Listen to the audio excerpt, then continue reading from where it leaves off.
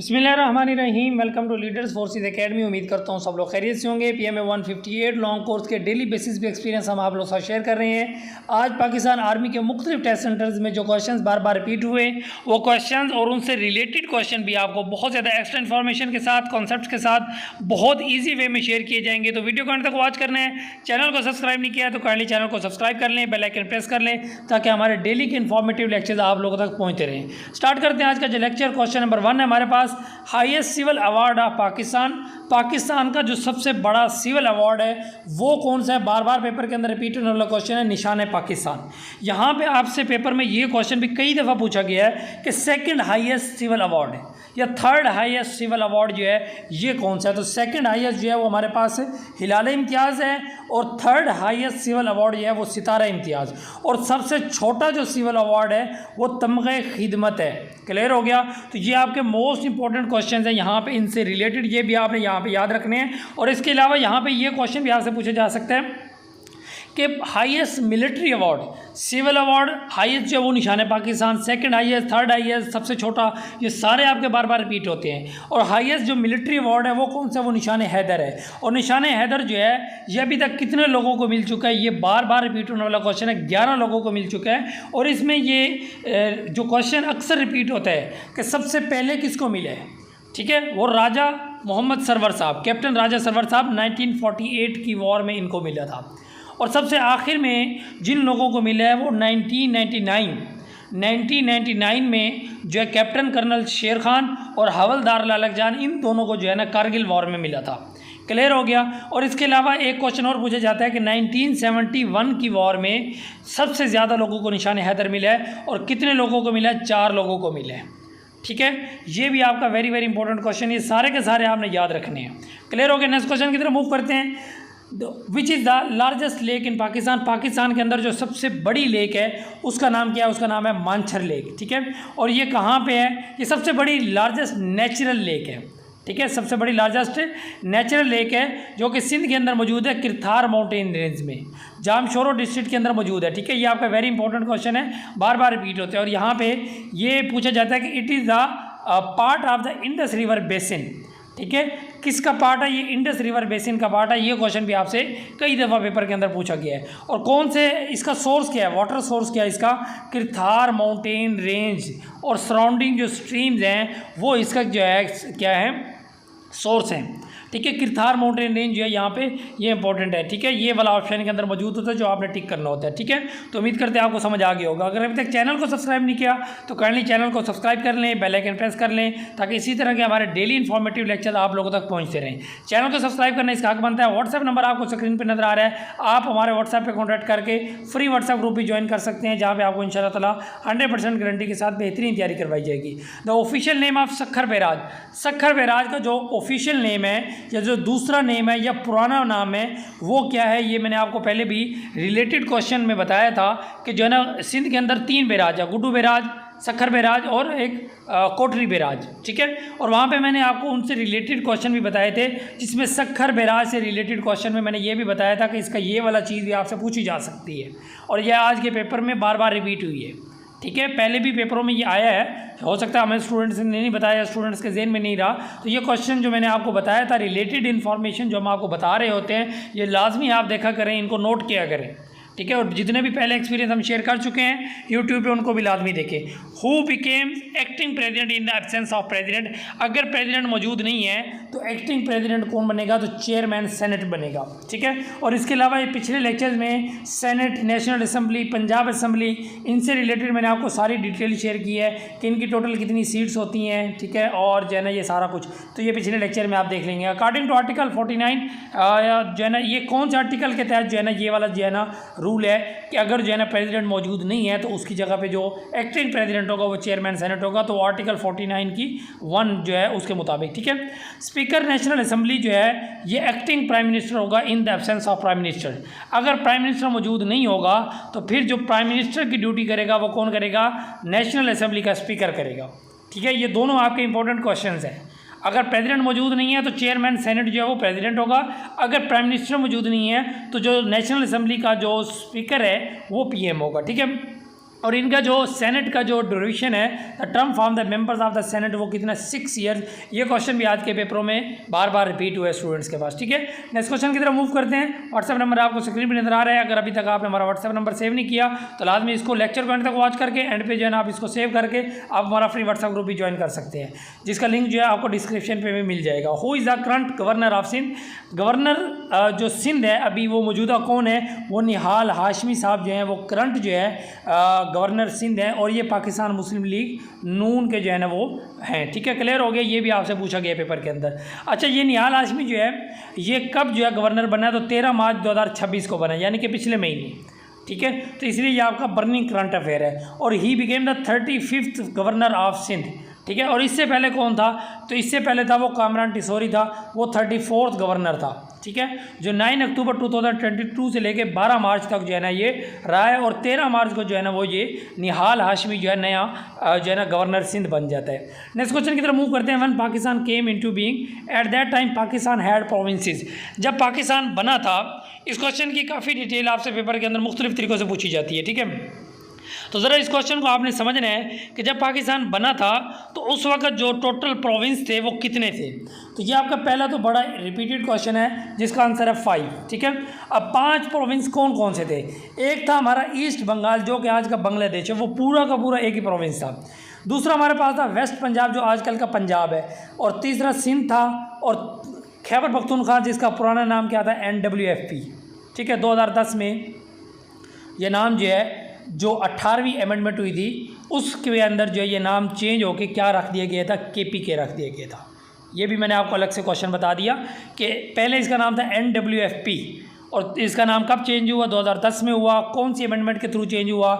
18वीं amendment में हुई, हमारी जो कॉन्स्टिट्यूशन है 1973 का, उसमें। और फिर इसका नाम क्या रख दिया गया जो कि आज का खैबर पख्तूनख्वा KPK, ठीक है। और चौथा 5वां जो हमारा था वो बलोचिस्तान था। क्लियर हो गया। अब यहाँ पे ये 5 प्रोविंस थे उस वक़्त जब पाकिस्तान बना था। फिर हमारे पास आई थी 1 यूनिट पॉलिसी जो कि कब आई थी? 1955 में। यह आपका अलग से क्वेश्चन है, 1 यूनिट पॉलिसी कब आई थी? 1955 में। यह अलग से क्वेश्चन याद रखने हैं। अब इसके अंदर जितने भी ये नीचे वाले 4 सूबे थे, इन चारों को, ऊपर वाला जो था वो ईस्ट बंगाल हो गया, नीचे वाले को जो नाम दिया गया था वो, ऊपर वाला ईस्ट पाकिस्तान और नीचे वाला क्या नाम दिया गया? वेस्ट पाकिस्तान। क्लियर हो गया। Western provinces formed a single unit called west Pakistan. जो वेस्टर्न प्रोविंस थे जितने भी, वेस्ट पंजाब, सिंध, KPK, बलोचिस्तान, इन सब को एक ही नाम दिया गया था, वेस्ट पाकिस्तान, और ऊपर वाला ईस्ट पाकिस्तान। ये प्रोविंशियल आपका कैपिटल। अच्छा, जो वेस्ट पाकिस्तान था उसका जो कैपिटल था वो लाहौर था, और जो ईस्ट पाकिस्तान था उसका कैपिटल जो था वो ढाका था। और आज भी उनका जो कैपिटल है वो ढाका ही है। बांग्लादेश का कैपिटल आज भी ढाका ही है। East Bengal named east Pakistan at the same time, provincial capital of east Pakistan was Dhaka. Clear हो गया। तो ये सारे क्वेश्चन यहाँ पे उम्मीद आपको समझ आ गए होंगे कि पहले 5 प्रोविंस से, फिर 1 यूनिट पॉलिसी आई थी, कब आई थी? ये आपका इंपॉर्टेंट क्वेश्चन MCQs। और उसके तहत जो होगा, ईस्ट पाकिस्तान तो अलग था ही था, वो एक ही सूबा था जो आज का बांग्लादेश है, और जो आज का पाकिस्तान है इस पूरे पाकिस्तान को एक ही सूबा बना के दिया गया था जिसका नाम क्या बना दिया था? वेस्ट पाकिस्तान। तो उम्मीद करते हैं लेक्चर आपको समझ आ रहा होगा। नेक्स्ट क्वेश्चन की तरफ मूव करते हैं।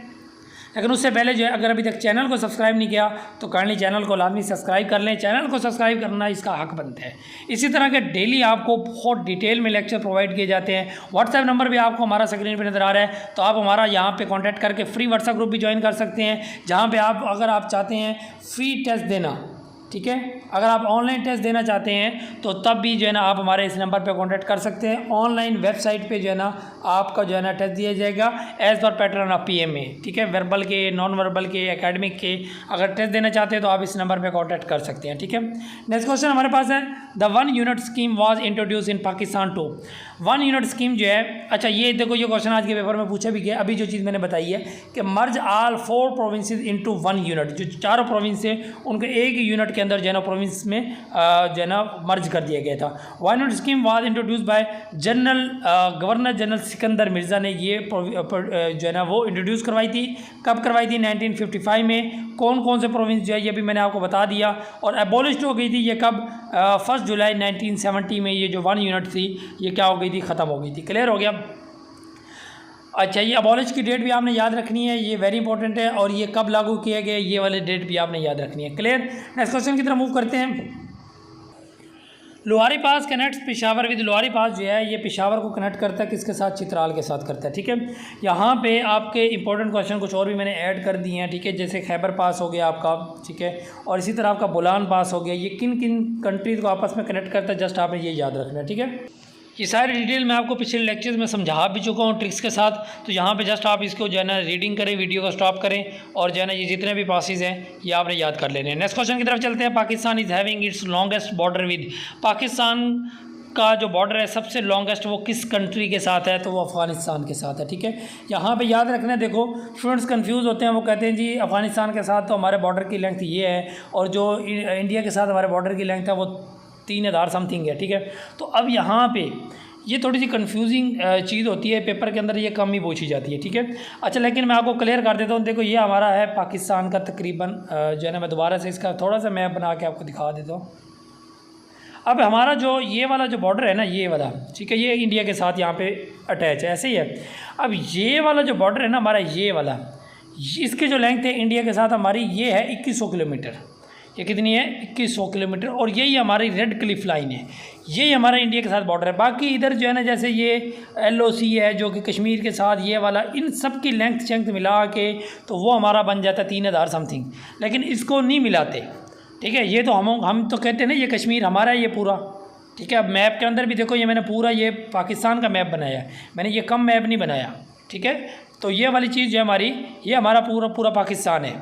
ठीक है, तो अब यहाँ पे जो कश्मीर का इलाका है तो ये वाला इलाका, ठीक है, तो इसका जो आपका बॉर्डर है इसको आपने माइनस करना होता है। ठीक है, जब आपके साथ इंडिया के बॉर्डर के साथ आपकी पूछ ली जाएगी इंडिया के साथ हमारे बॉर्डर की लेंथ कितनी है, तो फिर हमारा आंसर ये होगा, और इसको सर रेड क्लिफ लाइन बोलते हैं। और LOC ये वाली है जो कि इंडिया जो इंडिया ने कश्मीर पे कब्जा किया है, इंडियन इलीगल ऑक्युपाइड कश्मीर, और जो पाकिस्तान का कश्मीर है। ठीक है, उन दोनों इन दोनों के दरमियान में जो बॉर्डर है। ठीक है, क्लियर। नेक्स्ट क्वेश्चन की तरफ मूव करते हैं। यहाँ पे मैंने कुछ मजीद डिटेल भी आप शेयर कर दी हैं कि इंडिया के साथ हमारा बॉर्डर कितने हैं, और चाइना के साथ कितने हैं, ईरान के साथ कितने हैं, और इसके अलावा हमारा जो अरेबियन सी की जो कोस्ट है वो very important, total land border भी आपसे पूछा जा सकता है। ठीक है, नेक्स्ट हम क्वेश्चन की तरफ मूव करते हैं। पाकिस्तान परचेज गवादर फ्राम मस्कत, पाकिस्तान ने जो है ना गवादर को परचेज़ किया था मस्कत से या ओमान से। ठीक है, इन विच ईयर 1958 में जो है ना इसको परचेज़ किया था, और एग्जैक्ट डेट भी आपने याद रखनी, 8 सितंबर। ठीक है, और पाकिस्तान ने टेक ओवर कब किया था, तो 8 दिसंबर को किया था। ये भी चलो याद रह जाएगा, डेट एक ये 8 दिसंबर। ठीक है, 1958। ठीक है, 1958, बल्कि यहाँ नीचे लिखा हुआ भी है, Pakistan purchase the Gwadar from Oman, ये एग्जैक्ट डेट लिखी थी। The Gwadar port is situated on the Arabian sea at Gwadar in Balochistan, और टेक ओवर डेट भी आपने याद रखनी है, वेरी वेरी इंपॉर्टेंट क्वेश्चन है। ठीक है, बार बार रिपीट होते हैं। Who was at one time called ambassador of Hindu Muslim unity, Hindu Muslim unity का एम्बेसडर किसको कहा जाता था, कायदे-ए-आज़म मोहम्मद अली जिन्ना साहब को। कब कहा गया था ये टाइटल, 1916 में, जब आपका लखनऊ पैक्ट हुआ। जब क्या हुआ था, लखनऊ पैक्ट हुआ था। अब देखो मैं आपको ये चीज़ समझाता हूँ कि ये क्या था। अब मैं एक चीज़ बताऊँ आपको, 1906 के अंदर ऑल इंडिया मुस्लिम लीग बनी है, और इसी साल जो कायदे-ए-आज़म मोहम्मद अली जिन्ना साहब हैं उन्होंने कांग्रेस को ज्वाइन किया है। ठीक है, कांग्रेस को इन्होंने कब ज्वाइन किया, 1906 में। ठीक है, अब उसके बाद जो है ना ऐसे इनको एहसास पता चला, तो इन्होंने 1913 में ऑल इंडिया मुस्लिम लीग को भी ज्वाइन कर लिया, 1913 में। अब ये दो आपके MCQs हो गए यहाँ पे। ठीक है, अब जो आपका लखनऊ पैक्ट है, ये अभी मैंने जो बोला था, ये कब हुआ, 1916 में। जब लखनऊ पैक्ट हुआ, ये वो पैक्ट था जिसमें जो हिंदू लोग थे वो मुसलमानों के अलग जो इंतखाबात हैं उसके लिए वो एग्री कर गए थे। ठीक है, तो ये मुसलमानों और हिंदुओं के दरमियान में ये था। ठीक है, अब जब ये एग्रीमेंट हो रहा है, लखनऊ पैक्ट हो रहा है, ठीक है, तो उस वक्त जो कायदे-ए-आज़म मोहम्मद अली जिन्ना साहब है वो ऑल इंडिया मुस्लिम लीग के भी मेंबर हैं और कांग्रेस के भी मेंबर हैं, दोनों के मेंबर हैं। मतलब ये जो लखनऊ पैक्ट है, ये कराने वाला जो बंदा है, इन दोनों हिंदुओं को और मुसलमानों को एक पेज पे लेके आने वाला जो इंसान था वो कायदे-ए-आज़म मोहम्मद अली जिन्ना साहब थे। इसलिए इनको हिंदू मुस्लिम यूनिटी का एम्बेसडर का टाइटल दिया गया था। ठीक है, क्लियर हो गया। ये आपको अब समझ आ गया कि क्यों दिया गया। ठीक है, कब दिया गया, 1916 में। लखनऊ पैक्ट भी याद रखना है, ये LUCK, ठीक है, LUCK NOW, ठीक है, लखनऊ पैक्ट। ठीक है, क्लियर। तो उम्मीद करते हैं आपको समझ आ गया। Who president over the session of All India Muslim League at Allahabad in 1930 में जो ऑल इंडिया मुस्लिम लीग का जो सेशन हुआ था, पहली बात तो आपसे ये पूछी जाती है ये कौन सा सेशन था। ये कौन सा सेशन था? तो 25th एनुअल सेशन था। 1906 में बन रही है ना, तो ये देख लें भी एनुअल सेशन कौन सा बन रहा है, 25th बन रहे हैं। अच्छा, इसमें जो है ना, इसको जो प्रेसिडेंट थे वो कौन से? वो अल्लामा मोहम्मद इकबाल साहब थे, जो 1877 में पैदा हुए और 1938 में इनका जो है ना इंतकाल हो गया। नेशनल पोएट है पाकिस्तान के। और इसके अलावा यहाँ इनसे रिलेटेड और क्वेश्चन क्या है? Joint Muslim league 1908 in London. अच्छा, 1908 में जो है ना, मैंने आपको कल भी पढ़ाया था कि मुस्लिम लीग जो है वो सैयद अमीर अली जो है ना, उन्होंने जो है ना लंदन के अंदर बनाई थी, ठीक है। और कायद अल्लामा इकबाल ने इसको कब ज्वाइन किया? 1908 में ज्वाइन किया।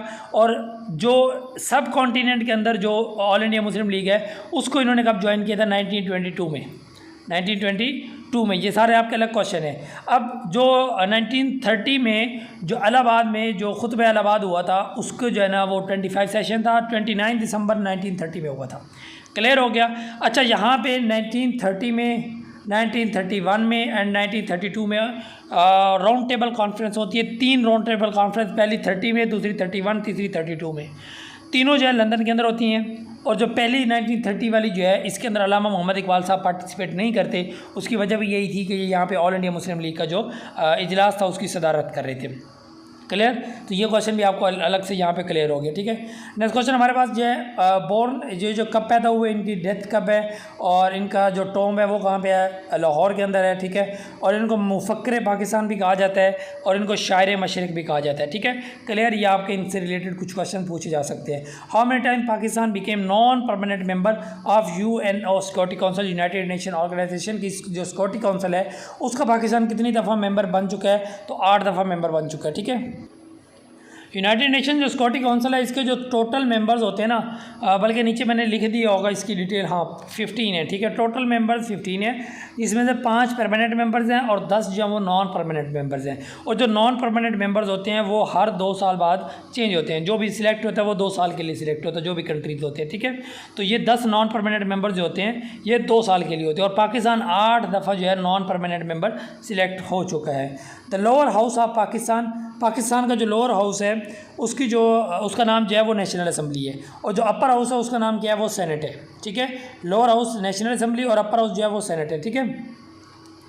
National assembly founded 1947 Karachi, national assembly is the lower house और senate is the upper house. और ओल्ड मेंबर जो थे वो 342 थे और अभी 336 जो है वो इसके मेंबर्स हैं, ठीक है। बाकी कुछ डिटेल यहाँ पे मैंने बता दी आपको। ये सीटों की डिटेल पंजाब की कितनी है, सिंध की कितनी है, तो ये इतना ज़्यादा डिटेल में वैसे क्वेश्चन पूछा नहीं गया कभी को, किसी 1-2 स्टूडेंट से कभी कभार पूछा जाए तो अगर याद कर लेंगे तो अच्छी बात है। Who did impose third martial law, martial law की डिटेल्स मैंने आपको बताई हुई हैं, बार बार जो है ना ये क्वेश्चन रिपीट होते हैं, ठीक है। तो इनको लाजमी आप याद कर लें, बार बार ये क्वेश्चन, एक क्वेश्चन ये यहाँ से हर बच्चे के पेपर में तकरीबन आ रहा है, ठीक है। तो पहला मार्शल लॉ जो है हम थर्ड की बात कर लेते हैं। तो थर्ड मार्शल लॉ जो है ये 5 जुलाई, ठीक है, 5 जुलाई 1977 को ज़िया हक साहब ने लगाया था, ठीक है। और जो फर्स्ट और सेकंड और फोर्थ है यहाँ पे इसकी डिटेल मैंने दे दी है। First martial law 7 October 1958 by Sikandar Mirza, second martial law 25 March 1969 by Yahya Khan and fourth martial law जो है वो जनरल परवेज़ मुशर्रफ ने 12 अक्टूबर 1999 में लगाया, ठीक है। तो ये सारी डेट्स आपने यहाँ पे याद रखनी है। ये क्वेश्चन सारे आपके मोस्ट इंपॉर्टेंट है, बार बार पूछे जाते हैं। क्लियर? अभी तक चैनल को सब्सक्राइब नहीं किया तो कर लें, चैनल को लाजमी सब्सक्राइब कर लें। चैनल को सब्सक्राइब करना इसका हक बनता है। डेली आपको इसी तरह के लेक्चर्स हम प्रोवाइड करते हैं, ठीक है। अच्छा, ये जो क्वेश्चन है आपका कि बेसिक डेमोक्रेसी जो है वो किसने इंट्रोड्यूस की है, ठीक है। आपको बेसिक डेमोक्रेसी का पता होना चाहिए। सबसे पहले हम इसका आंसर देख लेते हैं। अयूब खान ने इंट्रोड्यूस कराई थी, कब कराई थी? 1959 के अंदर, ठीक है, after the martial law of 1958, ठीक है। अब ये जो है ना चीफ मार्शल एडमिनिस्ट्रेटर बन गया, ठीक है। अब यहाँ पे इसने क्या किया? इसने कहा कि बजाय हम पूरे मुल्क में, बेसिक डेमोक्रेसी में आपको समझा रहा हूँ, सुने ज़रा। इसने कहा कि बजाय पूरे मुल्क में जो है ना आप जो है ना इलेक्शन करवाओ, एक एक बंदा आके वोट दे 18 साल से बड़ा, तो यार ये ज़्यादा खर्चा होता है, टाइम ज़्यादा लगता है। तो इसने कहा कि भाई ऐसा करते हैं, टोटल जो हम वोट्स है वो 80,000 बंदे सिलेक्ट करते हैं जिन्होंने वोट कास्ट करने हैं। 40,000 बंदा जो होगा वो ईस्ट पाकिस्तान से होगा और 40,000 बंदा वेस्ट पाकिस्तान से होगा। यही बंदे वोट देंगे और इन्हीं बंदों में से जो जीतेगा वही बंदा क्या बन जाएगा? प्रेसिडेंट बनेगा और वही बंदा असेंबलियों में जाके बैठेंगे, ठीक है। क्लियर हो गया? तो इस तरह का जो इसने सिस्टम बनाया था, बेसिक डेमोक्रेसी सिस्टम इसको नाम दिया गया था और ये 1959 में बनाया गया अयूब खान की तरफ से, ठीक है। 80,000 वोट्स जो है टोटल दिए जाएंगे। ये आपका अलग से MCQs है। 40,000 ईस्ट पाकिस्तान से, 40,000 वेस्ट पाकिस्तान से, ये भी आपके दोनों MCQs हैं। क्लियर हो गया? तो उम्मीद करते हैं हमारा लेक्चर आपको पसंद आया। लेक्चर पसंद आया तो लाजमी चैनल को सब्सक्राइब कर लें। चैनल को सब्सक्राइब करना इसका हक बनता है। डेली आपको इसी तरह के इन्फॉर्मेटिव लेक्चर्स हम यहाँ पे प्रोवाइड करते हैं। व्हाट्सएप नंबर आपको स्क्रीन पर नजर आ रहा है, आप हमारा फ्री व्हाट्सएप ग्रुप ज्वाइन कर सकते हैं। 100% गारंटी के साथ आपको तैयारी करवाई जाएगी। और इसके अलावा अगर आप जो है ऑनलाइन टेस्ट देना चाहते हैं तो भी आप हमारे व्हाट्सएप पर कॉन्टैक्ट कर सकते हैं। Online test as per pattern of PMA जो आप हमारी वेबसाइट पर अटैम्प्ट कर सकते हैं। उम्मीद करते हैं हमारा लेक्चर पसंद आएगा। दुआ में याद रखिएगा। Thank you so much. अल्लाह हाफिज़।